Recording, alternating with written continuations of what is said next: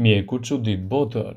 Jasa fetabuk duhet të hani sipas moshës që keni dhe cila është më e mira për ju. Të dhënat e Eurostat tregojnë se shpenzimet e shqiptarëve për bukën dhe drithrat janë shumë të larta në raport me të ardhurat e tyre. Sipas këtyre të dhënave, këto shpenzime janë më të larta krahasuar me vendet e tjera të Europës. Buka është kryesore për çdo njeri në këtë vend, aq më tepër kur në çdo vakt na vjen natyrshëm të themi, le të ha më bukë. Por si thot populli, gjedha me krip dhe kripa me karar. Ndaj kur vjen fjala te konsumi bukës, edhe ai duhet të ketë një kufi të mirë. Çdo drith mund të mbulojë nevojat tuaja jetësore të bukës. Para se të fillojmë, bëni një like videos dhe ju lutem klikoni subscribe. Do të na ndihmonit shumë. Racionet e nevojshme ditore ndahen sipas moshës, gjinisë dhe gjithashtu gjendjes suaj. Një fet buke normale konsiderohet si një racion, por jo çdo fet është e njëjtë me tjetrën, ndaj kujdesuni që buka të jetë me dritha të plota.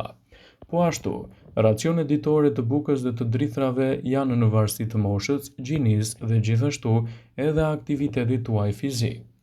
Racioni i drithrave përmban bukë dhe për çdo drithë që konsumoni. Ekspertët thonë se gratë nga 19 deri në 50 vjeç kanë nevojë të konsumojnë 6 racione drithi në ditë. Gratë mbi të 50-ta duhet të konsumojnë 5 racione drithi në ditë. Burrat nga 19 në 30 vjeç kanë nevojë për 8 racione drithi në ditë, ndërsa ata nga 31 deri në 50 vjeç kanë nevojë për 7 racione drithi në ditë.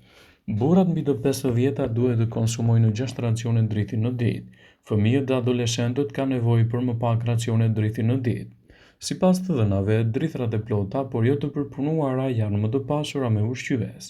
Ekspertët këshillojnë se gjysma e bukës që konsumoni çdo ditë duhet të jetë e përgatitur me drithin e plotë. Ushqyesit që ofron buka janë vërtet të larmishëm. Në varësi të drithit të përdorur, buka ofron vitamina të grupit B, minerale dhe fibër. Vitaminat B rregullojnë metabolizmin dhe ndihmojnë në sistemin nervor. Fibra është e nevojshme për tretje, ndërkohë që mineralet janë të domosdoshme për imunitetin dhe nivelin e oksigjenit në gjak. Ndaj konsumi i tyre në dietën tuaj mund të jetë një zgjidhje shumë e mirë lehtësuese edhe kundër këtyre komplikacioneve, citon Healthline. Disa njerëz priren ta teprojnë me konsumin e bukës kur ulen në tryezën e ngrënies.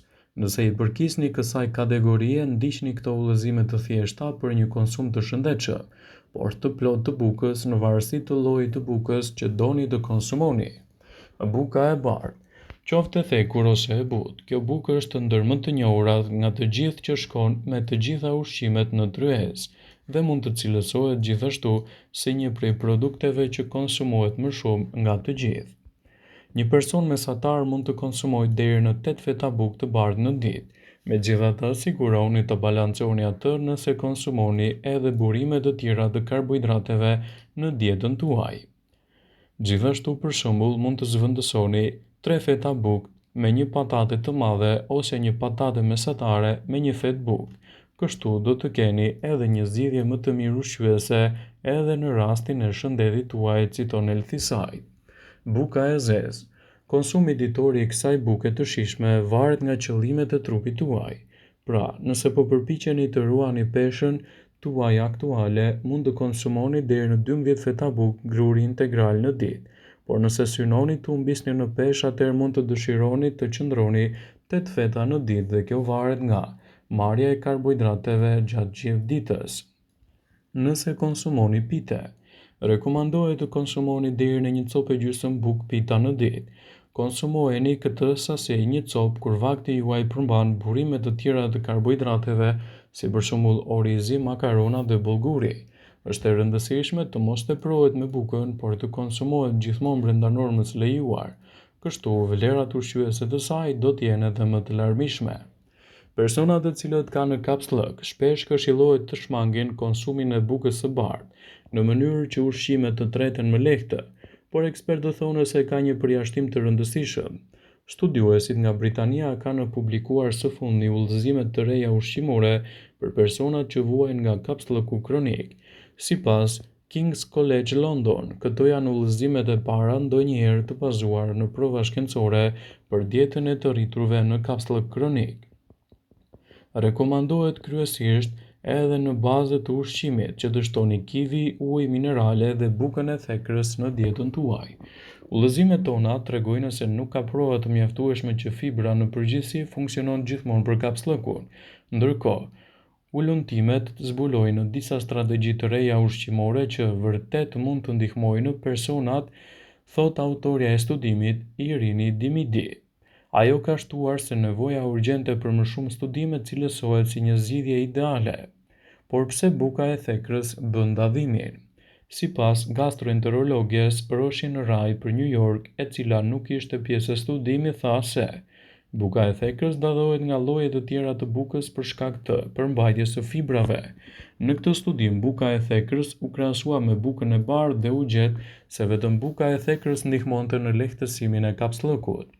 Buka e bardhë ka pak fibër dhe përmban edhe miell të rafinuar, i cili mund të lehtësojë shenjat tuaja. Rai ka theksuar se buka e thekrës përmban fibra të tretshme ashtu dhe fibra të patretshme. Këto ndihmojnë në konsistencën e jashtëqitjes, gjithashtu edhe në shpeshtësinë e saj, duke shtuar masën e jashtëqitjes duke vënë tërheqje të ujit në zor, ka shpjeguar ajo. Përfitimet për shëndetin janë të larmishme. Rai ka treguar se thekra përmban edhe hekur, magnez, zink dhe vitamina të grupit B, të cilat ndihmojnë në prodhimin e energjisë, në funksionet e sistemit nervor dhe në shëndetin e trurit. Megjithatë, ajo këshilloi që buka e thekrës të futet gradualisht në dietë, pasi mund të lehtësojë fryrjet nëse konsumohet në sasi të duhura. Ka shumë ushqime të pasur me fibër, jo vetëm buka e thekrës, prandaj është e rëndësishme të konsumoni larmi të ushqimeve për të marrë edhe lehtësimin e problemit tuaj, siç është për shembull edhe kapslëku, citoi studimi. Buka e thekrës mund të jetë një zgjidhje lehtësuese edhe për persona të ndryshëm. Buka e thekrës gjithashtu është e padëmshme për një mëngjes të shijshëm dhe të shëndetshëm. Ajo shijohet shumë më mirë duke u lyer me pak gjalp të shkrirë, pak krip ose edhe në kombinimin me vajin e ullirit. Por vlerat e bukës të thekrës janë të shumta dhe ekspertët kanë vënë në dukje pse duhet të konsumohet buka e thekrës. Buka e thekrës është e mirë edhe për diabetikët. Vlerësohet të jetë shumë e mirë pasi që ul nivelin e indeksit të glicemisë në sasinë e yndyrës. Ndaj buka e thekrës nuk përmban sheqer ose vlera të tjera të sheqerit, ndaj supozohet të përdoret nga personat që vuajnë nga diabeti. Gjithashtu ajo është e mirë edhe kundër yndyrnave të larta. Kjo bukë supozohet të përdoret nga personat të cilët vuajnë nga yndyra, kjo për shkak se thekra ul përmbajtjen e yndyrës dhe gjithashtu buka e saj mund ta bëjë më të lehtë organizmin e njeriut. Buka e thekrës është një produkt pozitiv edhe për personat që duan të përmirësojnë nivelet e tretjes së tyre.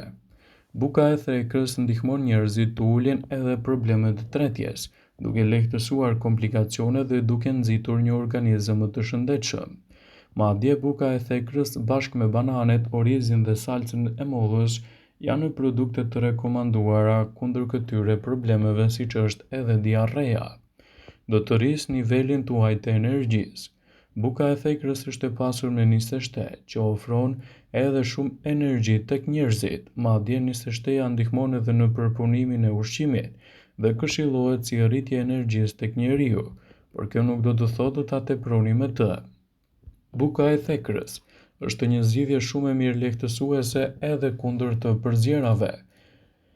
Kombinimi një gote me qumësht me një fe të bukë të thekur me pak gjalp ose vaj krijon një trakt efikas edhe kundër të përzierave. Megjithatë, buka e thekrës është e shëndetshme dhe rekomandohet ajo si një zgjidhje lehtësuese. Është e rëndësishme të mos e teproni me konsumin e bukës në mënyrë që vlerat e saj të jenë më të dobishme dhe më të larta në mbrojtjen e shëndetit tuaj, citon studimi. Ndaj, kombinimi i racioneve të duhura të bukës sipas moshës dhe aktiviteteve janë të rëndësishme gjatë gjithë kohës. Vëmendje: ju bëjmë dije se informacionet në këtë video kanë për qëllim që të plotësojnë, të mos zëvendësojnë në këshillat e mjekut tuaj ose të ofruesit të kujdesit tuaj shëndetësor, dhe nuk kanë për qëllim që të mbulojnë të gjitha përdorimet e mundshme, masat paraprake, ndërveprimet ose dhe efektet e tyre negative për shëndetin tuaj. Pasi ta dëgjonit këtë video, do ju ftoja t'i bënit like dhe ta shpërndanit atë në profilin tuaj në mënyrë që të informohen edhe miqtë e tu.